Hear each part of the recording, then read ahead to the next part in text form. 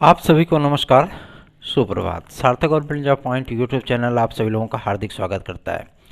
Channel पर नए हैं तो चैनल को सब्सक्राइब करके वीडियो को लाइक कर दें, शेयर कर दें, बेल आइकन दबा कर रख लें ताकि आप सभी लोगों को नोटिफिकेशन मिल जाए और आपसे शेयर कर पाएँ। चलिए खबरों की शुरुआत कर लेते हैं। आप सभी लोगों को काफ़ी सारी महत्वपूर्ण अपडेट्स प्रदान किए जाती हैं और सबसे बड़ी चीज़ ये होती है कि आपके हित के लिए कार्य किया जाता है, ठीक है ना। कल की तारीख में हमने आप सभी लोगों को काफ़ी सारी महत्वपूर्ण जानकारियां दी थी जो कि लोक सेवा आयोग से संबंधित थी, और आज भी काफ़ी सारी महत्वपूर्ण अपडेट्स हैं मैं आप सभी लोगों को प्रोवाइड करूंगा। यदि आप लोगों को चैनल के वीडियोस अच्छे लगते हैं तो वीडियो को लाइक ज़रूर किया करें, ठीक है। शिक्षा सेवा चयन आयोग उत्तर प्रदेश का सबसे इम्पैक्टफुल संस्थान बन चुका है इस समय, जो कि विद्यार्थियों को काफ़ी समय से इंतज़ार है कि आखिर ये शिक्षा सेवा चयन आयोग बने और हम सभी लोग जो है वो उसको आगे बढ़ा सकें, हमारी परीक्षाएं आगे बढ़ सकें। अब समस्या इस बात की लेकर के आ रही है कि सरकार इस समय पूरी तरीके से कहते नहीं कि मूक और बधिर हो चुकी है, ठीक है ना वो कुछ सुन पा रही है ना कुछ बोल पा रही है, सीधी सी बातें हैं। ऐसा नहीं कि सपोर्टर होने का मतलब अंधभक्ति नहीं होती है, जो चीज़ें गलत हैं उस पर आवाज़ उठानी ही चाहिए। दूसरा, हम सभी लोगों को जो आज्ञा पत्र मिला है कि हम लोग मुलाकात कर सकते हैं, बातचीत कर सकते हैं, इस मुद्दे पर हम सभी लोग अपने वहाँ पे तर्क अवश्य रखेंगे। और आज तक हम सभी लोगों ने जो भी प्रयास किए हैं उसमें सफलता प्राप्त हुई है, ठीक है ना। चाहे वो LT ग्रेड के संबंध में हो, वेटिंग लिस्ट के संबंध में हो, विज्ञापन के संबंध में हो, किसी भी चीज़ों को लेकर के जब हम सभी लोग लखनऊ जाते हैं तो जाहिर सी बात है उसका कुछ ना कुछ एडवांटेज हम लोगों को मिलता है। हमको ही क्या, लगभग सभी प्रतियोगी भाई बहनों को मिलता है, ठीक है ना। इसलिए आप सभी लोगों से कह रहा हूँ कि हम लोग जब लखनऊ की ओर कूच करें, यदि आप सभी लोगों की कोई समस्याएं हैं तो आप हमें व्हाट्सएप कर सकते हैं 830 32 72 282 इस व्हाट्सएप नंबर पे। और TGT PGT 2016-2021 के संबंध में मैं आप सभी लोगों से बताना चाहता हूँ, कल भी हम लोग शिक्षा निदेशालय गए थे क्योंकि वेरिफिकेशन कंप्लीट होने के बाद इनको रिपोर्ट प्रेषित करनी होगी माध्यमिक शिक्षा मंत्रालय। वहाँ से NOC प्राप्त होने के बाद यही रिक्तियाँ आपकी कोर्ट में जाएंगी, ठीक है ना। जो भाई बंधु हमारे साथ जुड़े हुए हैं, मैं आप लोगों को अपडेट दे रहा हूँ इस बात की कि आप लोग चिंतित ना हो, हम लोग प्रयास में लगे हुए हैं और लगातार आप सभी लोगों के लिए कार्य जारी है, ठीक है। कल भी जो, अब ऐसा नहीं होता है कि मतलब 1-2 विद्यार्थी हो तो चलो तुरंत काम हो जाए, ठीक है। 1-2 विद्यार्थी तो है नहीं, टोटल के टोटल आप सभी लोगों को मैं बता दूं 129 विद्यार्थी होने चाहिए, और अभी भी विद्यार्थियों को जोड़े जाने का क्रम जो है वो चल रहा है, ठीक है ना। क्योंकि ये फाइनल लिस्ट वहाँ पे जानी है और कुछ विद्यार्थी होते हैं कि जुड़ने के बाद वो सोचते हैं कि 2 दिन में चीज़ें हो जाएं, 2 दिन में तो वो चीज़ें हो नहीं पाएंगी ना, ठीक है। प्रयास लगातार चल रहे हैं, ठीक है। और जो कोर्ट ने जो हमें निर्देश दिया है हमारे लॉयर को, ठीक है, हमारी याचिका पे, वो यही है कि आप अपनी पूरी मेंटेन करके लिस्ट ले आइए, और इनको पदों का वेरिफिकेशन करने के लिए बोल दिया कि आपके पास जो पद जो रिक्त रह गए हैं, ठीक है ना, उनको आप वेरीफाई कराइए और उसका फाइनल रिपोर्ट जो है कोर्ट में सबमिट करिए। तो कोर्ट में सबमिट होने के बाद उधर से आदेश होगा, फिर आपकी काउंसलिंग होगी, आपको नियुक्तियाँ मिलेंगी। हम कहाँ कह रहे हैं कि आप हार जाओगे, जब तक हम हैं आपको हारने नहीं देंगे, ठीक है ना। बिल्कुल एकदम निश्चिंत रहें। जो भाई बंधु हमारे साथ जुड़ना चाहते हैं वो 830 32 72 282 इस व्हाट्सएप नंबर पर हमसे जुड़ सकते हैं। कोई बाधा नहीं, कोई जोर ज़बरदस्ती नहीं है। ऐसा नहीं कि तलवार की नोक पे आप लोगों को जुड़वाया जा रहा है। आपकी मर्जी हो तो जुड़िए, आपकी मर्जी हो ना हो तो मत जुड़िए, सीधी सी बात है। वैसे भी उत्तर प्रदेश में सारे तरफ अगर विद्यार्थियों का ये दौर देखने के लिए मिलता है, जो इनके जनप्रतिनिधि हैं, चाहे वो मंत्री हों, चाहे विधायक हों, चाहे सांसद हों, ठीक है ना, सिर्फ और सिर्फ आश्वासन के सिवा विद्यार्थियों को कुछ नहीं मिलता है, ठीक है। और ऐसा भी नहीं कि मतलब जो मंत्री लेवल के होते हैं वो अपनी मर्जी से कोई कार्य कर सकते हैं, बिल्कुल भी नहीं। उनके ऊपर जो है मुख्यमंत्री महोदय का हाथ होना चाहिए। मुख्यमंत्री महोदय की जब तक सहमति नहीं होगी तब तक कैसे कोई काम होगा। आयोग को की जो फाइल है, ठीक है ना, वो आयोग की फाइल जो है राज्यपाल महोदया ने सिग्नेचर करने के बाद प्रेषित कर दिया, और अभी तक इन्होंने जियो नहीं जारी किया है। तो जाहिर सी बात है थोड़ा सा जा करके हिलाना पड़ेगा, समझ रहे हैं ना। काहे कि वो निद्रा में है, कहते नहीं कि अर्ध निद्रा, तो अर्धनिद्रा की स्थिति में है तो उनको झकझोरना पड़ेगा कि उठ जाओ, सूर्योदय हो चुका है। ठीक है, तो जाहिर सी बात है आप लोगों के कार्य बहुत जल्दी ही संपादित कराएंगे। हमारे कंधों पे भी काफ़ी सारी जिम्मेदारियां जब आती हैं तो हम लोग भी उसके लिए कार्य करते हैं, लेकिन सबसे बड़ी चीज़ ये आ जाती है कि आप लोग जब सहयोग नहीं करते हो तो मन थोड़ा सा जो है वो दुखित हो जाता है। ठीक है ना, हम इतनी मेहनत करते हैं, इतनी वीडियोस बनाते हैं, सारी चीज़ें, ठीक है, आप लोगों के लिए अपडेट इकट्ठा करते हैं, सब कुछ, लेकिन फिर भी जब आप सभी लोगों का सहयोग नहीं मिलता है तो ये लगता है कि हम ही जो है मतलब सारी चीज़ों को करते भी हैं और विद्यार्थी हमें सपोर्ट भी नहीं कर रहे हैं। ठीक है, तो आप लोगों को सपोर्टिंग नेचर में आना चाहिए। रही बात आपके एलटी ग्रेड और जीआरसी लेक्चरर के लिए, तो एलटी ग्रेड जीआरसी लेक्चरर का विज्ञापन आपका नवंबर में आएगा, ये कन्फर्म है। ठीक है ना, लोक सेवा आयोग ने इसकी तैयारियां भी शुरू कर दी हैं। कला की अहर्ता को लेकर के लोक सेवा आयोग ने अपनी जो फाइनल सबमिशन थी, मतलब जो फाइनल रिपोर्ट थी, वो शिक्षा निदेशालय और आपके माध्यमिक शिक्षा मंत्रालय, ये दोनों को प्रेषित कर दिया है और पाले में उनके गेट डाल दिए कि भैया इससे संस्थान का कोई लेना लादना नहीं है। सीधी सी बात है, हम जिस नियमावली पर एलटी ग्रेड कराना चाहते हैं, हमारी नियमावली यही कहती है और हम यही चाहते हैं। ठीक है, अगर ऐसी चीज़ें होती तो ये 2018 में ही हम कर देते, तब उन विद्यार्थियों को बाहर करने की क्या आवश्यकता थी। और आगे भी हम ये चीज़ें नहीं करना चाहते हैं। अगर मान लीजिए कि टीजीटी की नियमावली को एलटी में लाया जाता है तो जाहिर सी बात है फिर नियमावली बदलनी पड़ेगी, और नियमावली बदलने के लिए जाहिर सी बात है कोई उत्तर प्रदेश में कोई भी कार्य जब तक एक अगर पन्ने पे एक सिग्नेचर करने की आवश्यकता होती है तो उसमें भी 6 महीने साल भर लग जाता है। ठीक है ना, तो जाहिर सी बात है कि नियमावली बदलने का मतलब समझ रहे हैं, नियमावली बदलने का मतलब है 2 साल फिर वेट करिए। तो इसी नियमावली पर आप लोगों की एलटी ग्रेड हो जाए वो ज़्यादा बेहतरीन है। इसलिए हम सभी लोग कोशिश करेंगे नॉन बीएड के लिए कि उन लोगों का भी कुछ बेहतरीन सा हो सके, उनको अवसर मिल सके एलटी ग्रेड में, जिसकी संभावना ना के बराबर है।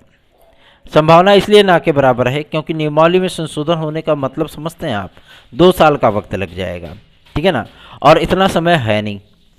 और जो आपकी नियमावली बनी है शिक्षा सेवा चयन आयोग की, उसमें भी बीएड की अनिवार्यता को लेकर के माथापच्ची चल रही है। और जितने भी माध्यमिक शिक्षा विभाग के जो अधिकारीगण हैं, चाहे वो सचिव स्तर के हों चाहे अपर सचिव स्तर के हों, सभी एक मत से सहमत हैं कि जो नियमावलियाँ आपकी 50 साल से चली आ रही हैं, उन नियमावलियों को अब परिवर्तित करने का समय आ चुका है। ठीक है ना, क्योंकि चीज़ें बदली हैं, कोर्सेज बदले हैं, कोर्सेज की डिमांड बढ़ी है। ठीक है, विद्यार्थी ट्रेंड हुए हैं, विद्यार्थियों का एजुकेशन लेवल बढ़ा है, तो जाहिर सी बात है उन योग्यताओं को लेकर के हम आगे नहीं बढ़ सकते। तो इसलिए चेंजेस हो रहे हैं। कोशिश ये की जाएगी कि आप लोगों को टीजीटी और एक एलटी मिल जाए, और यदि आप लोग सपोर्टिंग नेचर में आते हैं तो थोड़ा सा हमारा भी उत्साह बढ़ेगा। चलिए आगे बढ़ते हैं। अब बात करेंगे आप सब लोगों के प्राथमिक शिक्षक भर्ती को लेकर के। एक मामला सामने आया है जो 12,460 के संबंध में है। प्राथमिक शिक्षक भर्ती के लिए उनको जीत मिली है, बहुत बहुत बधाइयाँ। अब इस पर गवर्नमेंट का क्या एक्शन होगा वो देखने वाली बात होगी। ठीक है, और 72,825 एक आपकी पुराना विज्ञापन आया था अखिलेश यादव जी की सरकार में, आप लोगों को पता होगा। उसमें एकेडमिक मेरिट के आधार पर काउंसलिंग कराने के संबंध में बाद में टीईटी मेरिट के आधार पर काउंसलिंग हुई थी सर्वोच्च न्यायालय के अंतरिम आदेश पर। बाद में गवर्नमेंट ने कहा कि हम इनको छेड़ना नहीं चाहते हैं, इसलिए वो कंटिन्यू हो गए। फिर भी लगभग 62,000 सीटें ही भर पाई थी, बाकी सीटें आपकी रिक्त चली गई थी।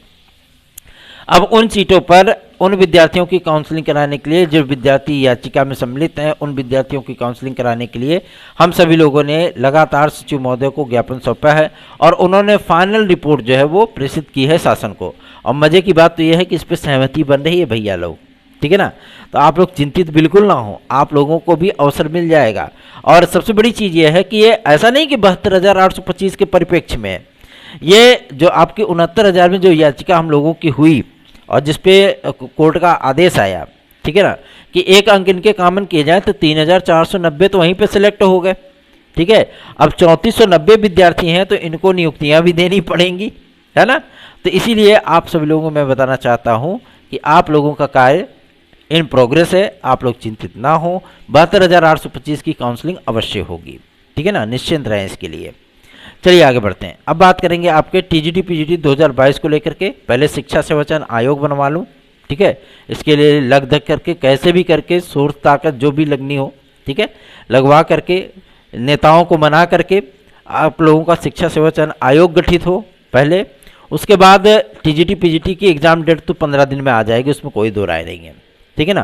तो आप लोग तैयारियां अपनी करते रहिए, पढ़ाई अपनी करते रहिए, और हमारे नोट्स आज चाहिए तो 830 32 72 282 इस व्हाट्सएप नंबर पर आप उसे ले सकते हैं। चलिए आगे बढ़ते हैं। यूपी कांस्टेबल और यूपीएसआई का विज्ञापन आप सभी लोगों का, यूपी कांस्टेबल और यूपीएसआई का विज्ञापन इस महीने के लास्ट या जो है दिसंबर के प्रथम सप्ताह में आपके आवेदन स्टार्ट होंगे। ये पुख्ता प्रामाणिक जानकारी है, इसमें किसी भी प्रकार का रद्दोबदल नहीं होने वाला। सूचना प्राप्त हो रही है कि दीपावली के पहले पहले गृह विभाग से भी इसकी सहमति मिल सकती है पुलिस प्रोन्नति बोर्ड को, और उसके बाद एज रिलैक्सेशन को लेकर के स्टैंड आपका जो है शासन की तरफ से भी क्लियर किया जा सकता है, चाहे वो यूपीपीएससी के लिए हो, चाहे यूपीपी के लिए हो, या आपके अदर भर्तियों के लिए भी। बहुत से ऐसे विद्यार्थी हैं जो ओवर एज होने की स्थिति में पहुंच चुके हैं, इसमें विद्यार्थियों का कोई दोष नहीं है। विद्यार्थी थोड़ी ना ओवर एज होते हैं, ये सिस्टम की वजह से ओवर एज होते हैं। जब शासन प्रशासन लगातार 5-5 6-6 वर्षों तक कोई विज्ञापन ही नहीं जारी करेगा, विज्ञापन मांगने जाने वाले विद्यार्थियों पर लाठियां चार्ज की जाएंगी, विज्ञापन की मांग करने वाले विद्यार्थियों को ये बताया जाएगा कि हमारे यहाँ सरप्लस टीचर हैं, या सरप्लस जो है मतलब लोग बैठे हुए हैं, तो हम कैसे भर्ती कर लें। अब बताइए, सारी चीज़ें हो रही हैं, तो जाहिर सी बात है कि थोड़ा सा समय तो किसी के लिए ठहर नहीं जाएगा कि चलो भैया शासन ने विज्ञापन नहीं जारी किया तो समय 2018 का है तो 2018 ही पड़ा रहेगा। समय तो बीतता चला जाएगा ना, सीधी सी चीज़ है। 2 वर्ष कोरोना में इन लोगों ने नाप दिया, ठीक है, उसमें कोई वैकेंसी नहीं है, कुछ नहीं हुआ, उसके बाद सारी समस्याएं जो है वो घर कर गई। तो इसलिए आप सभी लोगों को मैं बताना चाहता हूं कि एज रिलैक्सेशन के संबंध में भी हम लोगों के जो ज्ञापन है लगातार शासन स्तर पे भी प्रेषित किए गए हैं और जनप्रतिनिधियों स्तर पे भी प्रेषित किए गए हैं। और सबसे बड़ी चीज़ यह है कि आश्वासन पुख्ता मिला है, तो इसलिए थोड़ा सा यकीन है कि हम लोगों को एज रिलैक्सेशन मिल जाएगा। यदि एज रिलैक्सेशन मिल जाता है तो बेहतरीन है, और सबसे बड़ी चीज़ यह है कि यूपीपीएससी में भी एज रिलैक्सेशन मिले, इसके लिए भी प्रयास किए जा रहे हैं। ऐसा नहीं कि हम लोग थक हार करके बैठ गए हुए हैं, ठीक है ना। और यूपी कांस्टेबल और यूपीएसआई के लिए तो बहुत से विद्यार्थी कहते हैं भैया इसमें अगर 1 वर्ष मिल जाए तो बहुत है। 1 वर्ष नहीं मिलेगा, आप लोगों को 2 वर्ष का एज रिलैक्सेशन मिलेगा इसमें, ठीक है। यूपी ट्रिपल एससी आप सभी लोगों का दीपावली बाद भी कुछ परिणाम आपके जारी करने वाला है, ठीक है।